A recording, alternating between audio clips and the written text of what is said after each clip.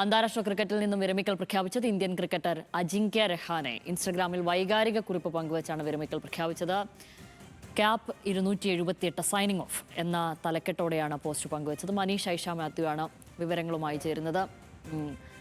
മനീഷ, അജിങ്ക്യ രഹാനെ അങ്ങനെ പാടഴിക്കുകയാണ്.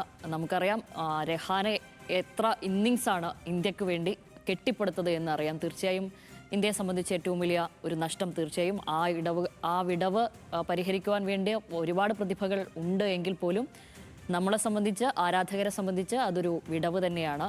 എന്തൊക്കെയായിരുന്നു അദ്ദേഹത്തിൻ്റെ വിരമിക്കൽ പോസ്റ്റിൽ അദ്ദേഹം പങ്കുവച്ചിരിക്കുന്ന കാര്യങ്ങൾ? ഷാമിലി, വിദേശ പിച്ചുകളിൽ എന്നും ഇന്ത്യയുടെ വിശ്വസ്തനായിരുന്നു ടെസ്റ്റിൽ അജിങ്ക്യ രഹാനെ എന്നുള്ളതാണ്. 2020 ബോർഡർ ഗവാസ്കർ ട്രോഫിയിലെ വിജയമൊക്കെ നമ്മൾ കണ്ടിട്ടുള്ളതാണ്. പ്രത്യേകിച്ച് അഡ്ലൈഡിലൊരു വളരെ വലിയ തോൽവി വഴങ്ങിയതിനു ശേഷമാണ് ഇന്ത്യ 2-1 പരമ്പര തന്നെ സ്വന്തമാക്കുന്നത്. അതുതന്നെയായിരുന്നു അജിങ്ക്യ രഹാനെ ഇന്ത്യൻ ടീമിന് നൽകിയിരുന്ന ഏറ്റവും പ്രധാനപ്പെട്ട ഘടകം എന്ന് പറയുന്നതും. അദ്ദേഹം വിദേശ പിച്ചുകളിലടക്കം മധ്യനിരയിൽ ഇന്ത്യൻ ടീമിനെ സംരക്ഷിച്ചിരുന്നു. എന്തായാലും വളരെ വൈകാരികമായ വീഡിയോ പങ്കുവച്ചാണ് അജിങ്ക്യ രഹാനെ ക്രിക്കറ്റിൽ നിന്നുള്ള വിരമിക്കൽ പ്രഖ്യാപനം നടത്തിയിരിക്കുന്നത്. തൻ്റെ സമയം അടുത്തിരിക്കുന്നു എന്നുള്ള കാര്യം മനസ്സിലാക്കുന്നു. ഇനിയും ക്രിക്കറ്റ് തനിക്ക് എപ്പോഴും നല്ലത് മാത്രമേ തന്നിട്ടുള്ളൂ. ഈ വർഷക്കാലം അത്രയും 10 വർഷത്തിന് മുകളിലായി ഇന്ത്യൻ ടീമിനെ പ്രതിനിധീകരിക്കാൻ കഴിഞ്ഞത് വലിയ ഭാഗ്യമായിട്ടാണ് കാണുന്നത്.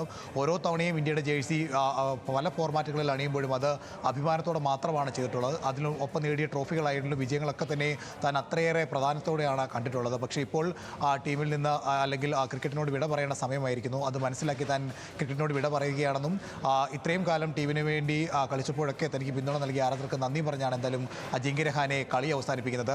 അദ്ദേഹം ടീമിലേക്ക് മടങ്ങി വരാനുള്ള തീവ്ര ശ്രമങ്ങൾ നടത്തിയിരുന്നു. 2023 അദ്ദേഹം അവസാനമായി ഇന്ത്യക്ക് വേണ്ടി പാടറിയുന്നത്. പക്ഷേ രഞ്ജി ട്രോഫിയിലടക്കം മികച്ച പ്രകടനങ്ങൾ പുറത്തെടുത്തിട്ടും ടീമിലേക്കുള്ള ഒരു തിരിച്ചുവിളി അദ്ദേഹത്തിന് ലഭിച്ചില്ല. പിന്നാലെയാണ് നിലവിലിപ്പോൾ അജിങ്ക്യ രഹാനെ പാടഴിക്കുന്നത്. എന്തായാലും നിരവധി ഓർമ്മകളാണ് ഇന്ത്യൻ ആരാധകർക്ക് അദ്ദേഹം ടെസ്റ്റ് ക്രിക്കറ്റിൽ നൽകിയിട്ടുള്ളത്. പ്രത്യേകിച്ച് ബോർഡർ ഗവാസ്കർ ട്രോഫിയിലെ വൻ വിജയമടക്കം നിരവധി ഓർമ്മകൾ സമ്മാനിച്ചുകൊണ്ട് അങ്ങനെ രഹാനെയും പടിയിറങ്ങുകയാണ് ശബരി.